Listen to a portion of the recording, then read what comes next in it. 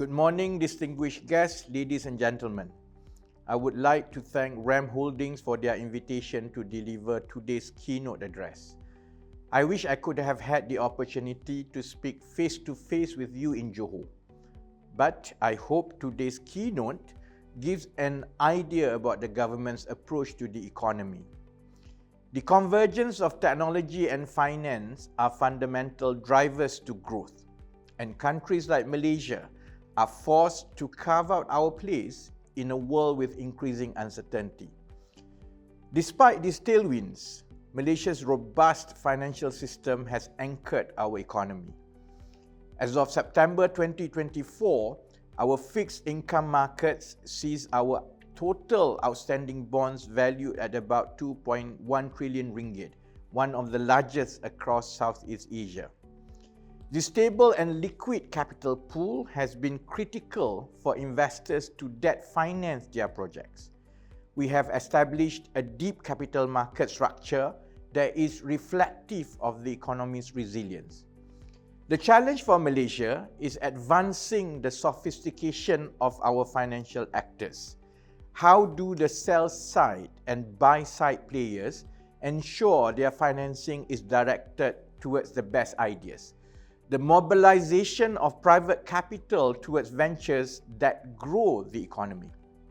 However, there has to be a product offering for money to be channeled towards, and that, perhaps against convention, is what the Ministry of Economy has worked on. We have spent most of the last 2 years curating product offerings like NETR and KL20 to focus investments. The concurrent forces of technology, energy, and geopolitics have been at the forefront of our priority setting.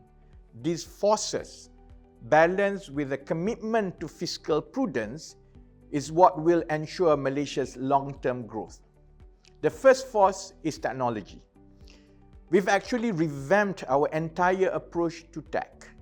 Previously, the idea of creating 5 unicorns by 2025 was short-sighted.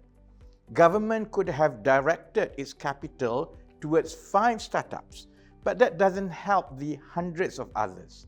By stopping this obsession on outcomes, we focus on ecosystem-wide issues. Our launch of the KL20 Action Plan earlier this year addressed these pain points. The setting up of the 3 billion ASEAN Investment Initiative ensures there's adequate funding in the early stage. Policies like the Innovation and Unicorn Golden Pass pool digital talents into making KL their base. We also doubled down on our comparative advantages. Our sizable presence in semiconductors and supportive policies was able to attract global leaders like ARM and Phison. In April, we announced our intention to launch the largest IC design park in Southeast Asia. 5 months later, we have successfully launched in Puchong and have already onboarded 7 firms from China, India, and the United States. The second force is energy. The National Energy Transition Roadmap became the government's first cornerstone policy document. It is indicative of our ambition to be a renewable energy hub, one that has a resilient supply powered by a varied energy mix such as natural gas and solar. To achieve our goal of 70% renewable energy mix by 2050, we've rolled out the Corporate Renewable Energy Supply Scheme, also known as CRESS.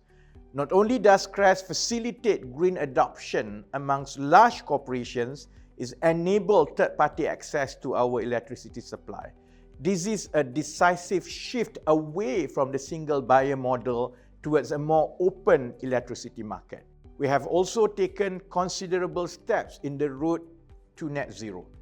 Malaysia's several high-quality storage sites makes it a leading candidate for carbon storage. Next month, we will establish a robust regulatory framework by tabling the first ever CCUS bill. This will reassure investors and position the country as a decarbonization hub across Asia Pacific. Energy's wide domain means there are substantial financing requirements. For Malaysia, we will need about 1.3 trillion ringgit by 2050 to fulfill our aspirations. With several catalytic projects already underway, energy transition is not just an attractive investment proposition. It is a means to redefine Malaysia's global position in the energy sector, which leads to the third force, geopolitics. The positioning alongside the Straits of Malacca has made Malaysia a strategic hub for trade and commerce. It helps compensate for our relatively small market size, shadowed by the giants of China and India. But it's also meant we've been a natural bridge between the East and the West. With rising tensions and the world turning inwards, our philosophy of greater economic integration seems contrarian. If you look at the upcoming Johor-Singapore Special Economic Zone, it's easy to think this was a given. It actually takes real courage for neighboring countries to recognize that they are better off being closer together. In JSSEZ, we are going to boost the movement of goods, capital, and people. Through measures like passport-free travel and the harmonization of business regulations, there will be a tangible improvement to people and corporations alike. Given our constraints are complementary, the net effect of closer cooperation translates to substantive value. JSSEZ also offers a potential working model for ASEAN. As Malaysia readies for chairmanship next year, the principles of neutrality and pragmatism will be critical. They are the basis for a rules-based order that promotes economic connectivity and security. Ladies and gentlemen, as we turn to tomorrow, many of you will be anticipating the tabling of Budget 2025 by the Prime Minister. Whilst I can't delve into the details, what you can expect is a commitment to fiscal discipline. Controlling the deficit ensures government expenditure is allocated efficiently and the country's finances are on a sustainable footing. It echoes much of what I've touched on today, the need for stability. Many credit rating agencies, from Moody's to Fitch, view Malaysia with a stable outlook. When the forces of tech, energy, and geopolitics interplay, the common thread of stability will determine our successes. It has and always will be the necessary condition for Malaysia's progress. Thank you for your time, and I wish you a productive forum ahead.